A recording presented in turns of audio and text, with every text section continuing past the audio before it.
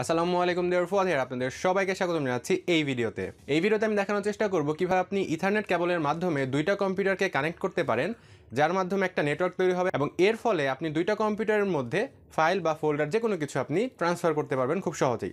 অর্থাৎ আপনি একটা কম্পিউটার থেকে আরেকটা কম্পিউটারে ইথারনেট কেবলের মাধ্যমে খুব সহজেই ফাইল ট্রান্সফার করতে পারবেন। সো এই বিষয়টা কীভাবে করবেন সেটা স্টেপ বাই স্টেপ দেখানোর চেষ্টা করব এই ভিডিওতে। সো উইদাউট মোর এনি কথাবার্তা, বিসমিল্লাহ। এই ভিডিও টপিকে যাওয়ার আগে ছোট্ট একটি অ্যানাউন্সমেন্ট দিতে যাচ্ছি। আপনারা যারা কম্পিউটারের খুঁটিনাটি শিখে কম্পিউটার বেসিকগুলো শিখে এক্সপার্ট হওয়ার পাশাপাশি সহজেই অনলাইন থেকে ইনকাম করার কথা ভাবছেন, তারা এনরোল করতে পারেন কম্পিউটার মডার্ন টু মাস্টার এবং ঘরে বসে ফ্রিল্যান্সিং কোর্সটি। এই কোর্সে আমি কম্পিউটার ওয়ার্ল্ডে বিভিন্ন টার্ম, কম্পিউটারের বিভিন্ন পার্টসের কাজ, সেগুলো কীভাবে কাজ করে, সাইবার সিকিউরিটি সহ অনেকগুলো অনলাইন এবং অফলাইন টুলসের ব্যবহার শিখিয়েছি। এছাড়াও এই কোর্সে আমি শিখিয়েছি data entry, affiliate marketing, drop শিপিংয়ের মতো কাজ, যে সমস্ত কাজ জেনে আপনি খুব সহজে অনলাইন থেকে ইনকাম শুরু করতে পারবেন। তাই আর দেরি না করে ডিসক্রিপশন দেওয়া লিঙ্কে ক্লিক করে বিস্তারিত দেখে আসতে পারেন এবং এনরোল করতে পারেন এই কোর্সটি। প্যাশন ফর লার্নের সমস্ত ভিউয়ারদের জন্য রয়েছে কোর্সের সেলিং প্রাইজের ওপর 40% পর্যন্ত ডিসকাউন্টটি পাওয়ার জন্য ব্যবহার করতে হবে PFL40 এই কুপন কোডটি এবং কোর্সের লিঙ্ক ডিসক্রিপশনে দেওয়া রইল।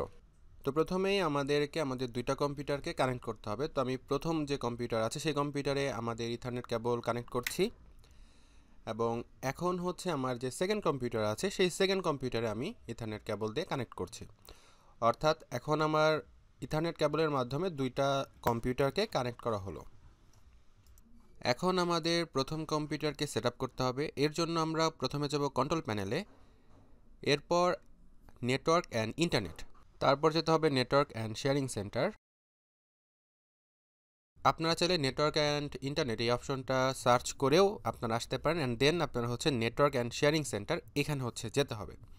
তো এখানে ক্লিক করলে আমরা হচ্ছে এই অপশনটাতে চলে আসব। এরপর আমরা যাব এখান থেকে চেঞ্জ অ্যাডভান্স সেটিং, এখানে আমরা ক্লিক করব। এরপর অল নেটওয়ার্ক এটা আমরা এক্সপ্যান্ড করব, তো এখানে ক্লিক করব।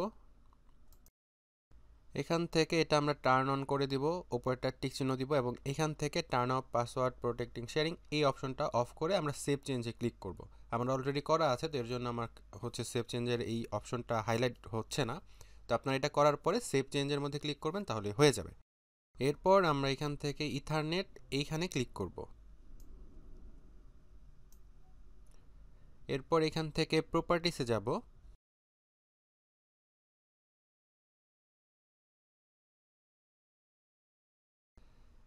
এরপর এখানে আমরা ইন্টারনেট প্রোটোকল ভার্সন 4 এটা টিক চিহ্ন দেওয়া আছে কিনা এটা চেক করব। যদি টিক চিহ্ন দেওয়া না থাকে তাহলে এখানে আমরা টিক চিহ্ন দিব এবং এখানে আমরা ডাবল ক্লিক করব। তো এখানে ডাবল ক্লিক করার পরে বা একটা ক্লিক করার পরে আমরা এরকম দেখতে পারবো এবং এখান থেকে use the following IP address এটার মধ্যে টিক চিহ্ন দিব এবং আইপি অ্যাড্রেসের জায়গায় আমরা লিখব 192.168.1.1।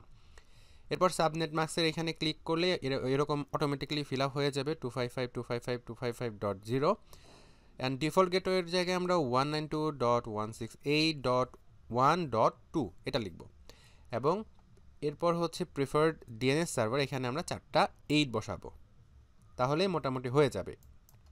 এরপর আমরা এটাকে ওকে করে দিব অ্যান্ড এটাকে ওকে করে দিব।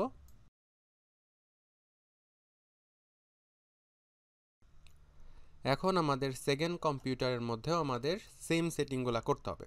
এর জন্য আমরা স্টার্ট মেনুতে গিয়ে কন্ট্রোল প্যানেল লিখে সার্চ করতেছি কন্ট্রোল প্যানেলে যাওয়ার জন্য এবং এখান থেকে নেটওয়ার্ক অ্যান্ড ইন্টারনেট অ্যান্ড এখান থেকে নেটওয়ার্ক অ্যান্ড শেয়ারিং সেন্টার এবং এখান থেকে আমরা হচ্ছে আরেকবার একটু দেখাচ্ছি যে সার্চ করে কীভাবে আসা যায়। তো সেটার জন্য সার্চের এখানে গিয়ে আমরা যদি নেটওয়ার্ক অ্যান্ড শেয়ারিং সেন্টার লিখি তাহলে পেয়ে যাব। তো এটার মধ্যে ক্লিক যদি করি তাহলে আমরা এখানে চলে আসবো।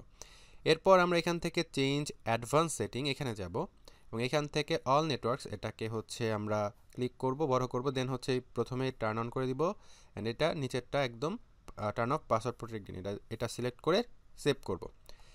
দেন আমরা ইথারনেটের মধ্যে ক্লিক করব, দেন প্রপার্টিতে যাব। আগেরটা যেভাবে করেছিলাম সেম প্রসেসে আমাদের হচ্ছে যেতে হবে এবং এখানেও যে IPv4 যেটা আছে এটার মধ্যে আমরা টিক চিহ্ন দিয়ে এটার মধ্যে ক্লিক করব অ্যান্ড এখান থেকে আমাদের যে আইপি অ্যাড্রেসটা সিলেক্ট করতে হবে এটা একটু আমাদের খেয়াল করে দিতে হবে আর কি। তো আইপি অ্যাড্রেসের এই জায়গায় আমরা দিব 192.168.1.2 এবং সাবনেট মাস্ক এরকম থাকবে অ্যান্ড ডিফল্ট গেটওয়ের এখানে আমরা 192.168.1.2 1 দিব। তো এই আইপি অ্যাড্রেসটা দুইটা কম্পিউটারে আপনারা একটু খেয়াল করে দিবেন, যদি ভুল হয় সেক্ষেত্রে কিন্তু শেয়ারিং হবে না, মানে দুইটা কম্পিউটার কানেক্ট হবে না। আর ডিএনএস সার্ভারের এখানে আমরা 4টা 8 বসিয়ে দিব, দেন ওকে করব।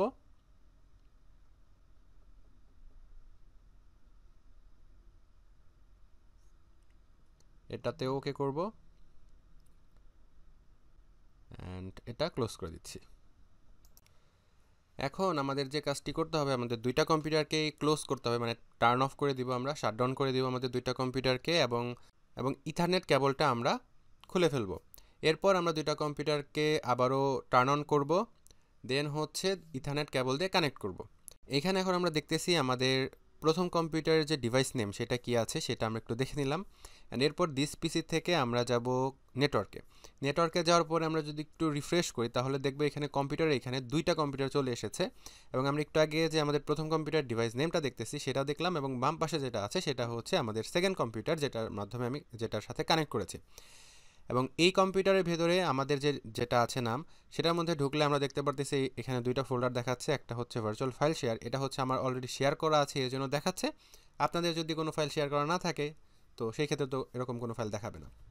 আমরা এখন নামক যে ফোল্ডারটা আছে এই ফোল্ডারটা শেয়ার করব। তো এটার জন্য ফোল্ডারটা সিলেক্ট করব, দেন রাইট বাটনে ক্লিক করব, দেন প্রপার্টিজে যাব এবং এখান থেকে শেয়ারিং, দেন শেয়ার। এখান থেকে আমরা এই ড্রপডাউন আইকনে ক্লিক করব এবং এখানে এভরিওয়ান সিলেক্ট করে অ্যাড বাটনে ক্লিক করব। এবং এখান থেকে পারমিশনের যেটা আছে শুধুমাত্র রিড যেটা সিলেক্টর আছে এটা দিলে আমাদের সেকেন্ড কম্পিউটার থেকে ফাইলগুলো শুধুমাত্র দেখতে পারবে, অর্থাৎ ইউজ করতে পারবে, কিন্তু কোনো ধরনের এডিট করতে পারবে না, ডিলিট করতে পারবে না, বা ওই ফোল্ডারের মধ্যে কোনো ফাইল সে রাখতে পারবে না। তো আমরা এখানে রিড এবং রাইট পারমিশনটা দিয়ে দিচ্ছি যাতে করে সব কিছুই করা যায়। আমরা এখন অ্যাডভান্স শেয়ারিং এখানে ক্লিক করব এবং এখান থেকে শেয়ার দিস ফোল্ডার এখানে টিক চিহ্ন দিব। এরপর আমরা পারমিশনের এখানে যাব এবং এখান থেকে আমরা ফুল কন্ট্রোল দিব যাতে করে হচ্ছে আমরা ফাইলটা চেঞ্জ করতে পারি, এডিট করতে পারি এবং হচ্ছে রিড করতে পারি, এবং চাইলে কোনো ফাইল ফোল্ডার এডিটও যাতে করতে পারি এর জন্য আর কি। এরপর ওকে বাটনে ক্লিক করবো এবং এটা ক্লোজ করে দিব। তাহলে আমরা এখন আমাদের এই ডিভাইস নেমের মধ্যে ক্লিক করলে দেখব নামক ফোল্ডারটা কিন্তু এখানে অ্যাড হয়ে গিয়েছে। এখন আমরা আমাদের সেকেন্ড কম্পিউটারে আসলাম এবং সেকেন্ড কম্পিউটারে আমরা নেটওয়ার্কের মধ্যে গেলাম। অ্যান্ড নেটওয়ার্কের মধ্যে গেলে আমরা রিফ্রেশ করলে এরকম দেখতে পারবো, এবং আমাদের ফার্স্ট কম্পিউটারে যে নামটা ছিল সেই নামের মধ্যে আমরা ক্লিক করব। তো এই নামের মধ্যে ক্লিক করলে আমরা দেখতে পারতেছি নামক এখানে ফোল্ডারটা কিন্তু দেখাচ্ছে। তো আমরা এখন এখানে ক্লিক করছি এবং এখানে ক্লিক করলে আমরা ওই ফোল্ডারের মধ্যে যত ফাইলগুলো ছিল সব ফাইল কিন্তু আমরা এখান থেকে এখন অ্যাক্সেস করতে পারতেছি। আমাদের সেকেন্ড কম্পিউটার থেকে আমরা ওই ফোল্ডারের সমস্ত ফাইল কিন্তু অ্যাক্সেস করতে পারতেছি। ঠিক আছে, তো এইভাবে করে মেইনলি আমরা খুব সহজেই ইথারনেট কেবলের মাধ্যমে দুইটা কম্পিউটারকে কানেক্ট করতে পারি এবং ফাইল ফোল্ডার এগুলো শেয়ার করতে পারি খুব সহজেই। আশা করি এই ভিডিওটি আপনাদের ভালো লেগেছে। এই ভিডিওটি যদি আপনাদের ভালো লাগে তাহলে অবশ্যই ভিডিওতে লাইক দিবেন, কমেন্ট করে আপনার মূল্যবান মন্তব্য অবশ্যই আমাদেরকে জানিয়ে দিবেন। কম্পিউটার রিলেটেড যে কোনো সমস্যার দ্রুত সমাধান পাওয়ার জন্য জয়েন হতে পারেন আমাদের ফেসবুক গ্রুপে। ইনশাআল্লাহ দেখা হবে আগামী কোনো ভিডিওতে। সেই পর্যন্ত সবাই ভালো থাকবেন, সুস্থ থাকবেন এবং জ্ঞানময় পৃথিবীতে সবসময় থাকবেন কৌতূহলী।